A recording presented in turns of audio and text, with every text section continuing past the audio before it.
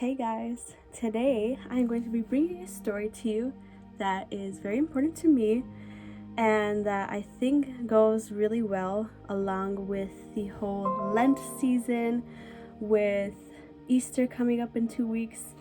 So let's get started on this little story. So I'm pretty sure you guys are familiar with the story of the Israelites and how God brought them out of Egypt where they were in slavery. And he brought them out of that, and then he gave them something called the Ten Commandments and all these different rules and, well, more laws and things like that that they needed to follow. So in the time of these Israelites and before Jesus went on the cross, the people needed to atone for their sins. Now, what is sin and what is atonement? So I don't think these are things that you guys will necessarily know what it means, so I'm going to explain it. So sin is when we disobey God and that we think we know better than him, just like in the story in Genesis of Adam and Eve, where they deliberately chose to disobey God. And where did that lead them? They were forced out of the beautiful garden where God actually was. So sin is when we do things the way that we want to do instead of God's way. So remember a time when you told a lie, or you were rude to your siblings, or to a friend, or even to your mom or dad? That is a sin. And you know what sin does? It separates us from God, because he is perfect and he is holy, which means set apart. So what would people do about this if every little thing would basically be counted against them and they couldn't go before God because sin has separated them? So what do they do? So every year the high priest, he would make a sacrifice, an animal burnt a sacrifice for the sins of all of the people, including himself, because nobody is perfect. Nobody can go before God if they're sinful. So the blood of the animal could temporarily cleanse the people of their sins before God so that they could be made right with him again. And that's what atonement is. It's being made right with God again, being cleansed from your sin. But here's the problem that we have. So this sacrifice that would be made yearly, each year, it could only make the people right temporarily. So it wouldn't be something once and for all that's just done. So they had to do this every year. So without this sacrifice, the people could not have a relationship with God. They could not be close with God. They could not really hear from God, because there's something that separates them. So there was, at this time, a place called the Tabernacle, and inside the Tabernacle is this little cube-like room.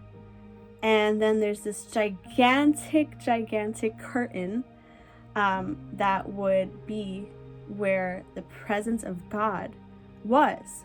So literally, God was in that part. And only the high priest, once a year, once he's properly cleansed himself, only then he was allowed to go in there. So nobody else was allowed to go in there. And the place was so holy, so set apart, that the high priest, like I said, he needed to be clean, and he would even have a rope tied on his ankle in case he was not properly cleansed. And then if that happened, where he's not properly cleansed, he could be struck dead before God. So that means that God is so perfect that even Moses, who we know about, who he led the Israelites out of Egypt, and he's the one that God would speak to, and he's the one that God gave the 10 commandments to him to give to all the people. Even him, he could not see the face of God and live. He could not know him like that. So God is so perfect that humans in their sin could not be close. So what does that mean? That means that, like I said, God is so perfect that not even those animals, those sacrifices, could perfectly atone for their sins. So who could, though? What could put a stop to this so that the people and all of us could have that right relationship with God? So who is that?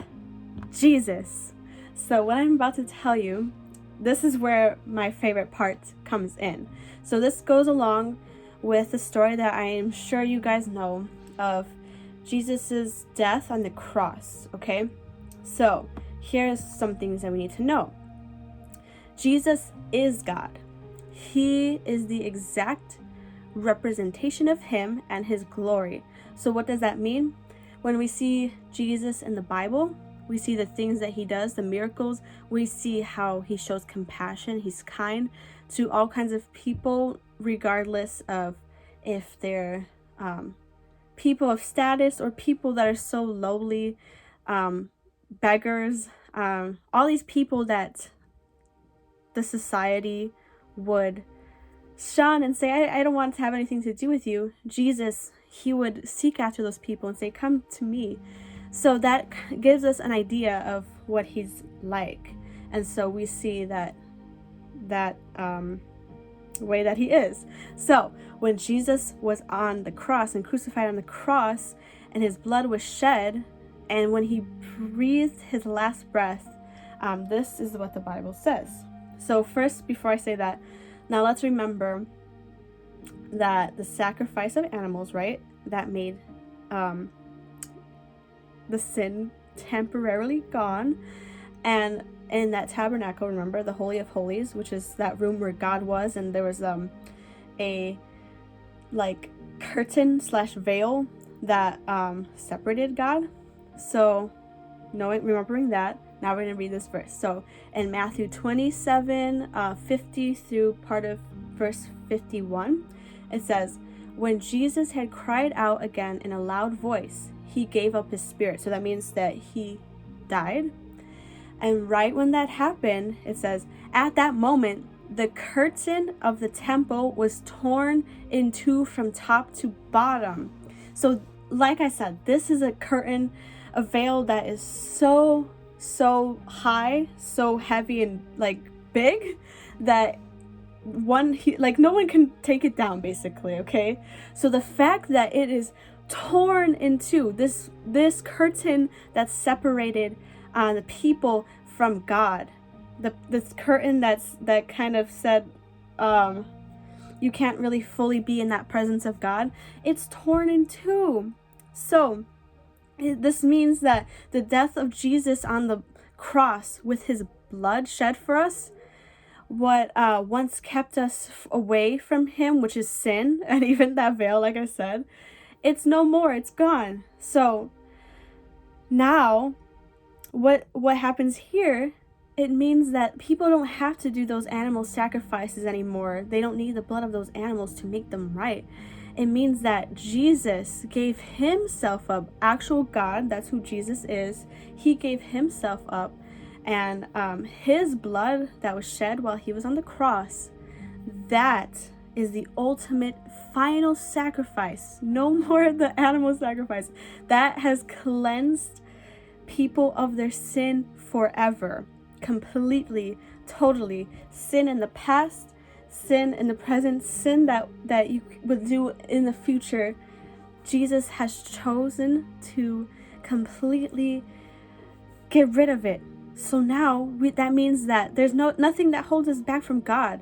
His presence is fully available. Now there's nothing that is nothing keeping him away. Now he's right there with us. So that is just my favorite thing ever. Every time I remember what Jesus has done, when I remember that veil's gone, that Jesus's sacrifice on the cross is what, well, it's the ultimate sacrifice and nothing else is needed. It's amazing. So I want you all to think about that. Ask me questions or any of us questions if you have any. And yeah, I just wanted to share that super important part of the Bible that's a small little verse, but it's so important. So important to know. It's so key to understanding Jesus, understanding that he wants a relationship with you. He wants to know us, and that he wanted to get rid of anything that kept us away from him. So you all can think on that.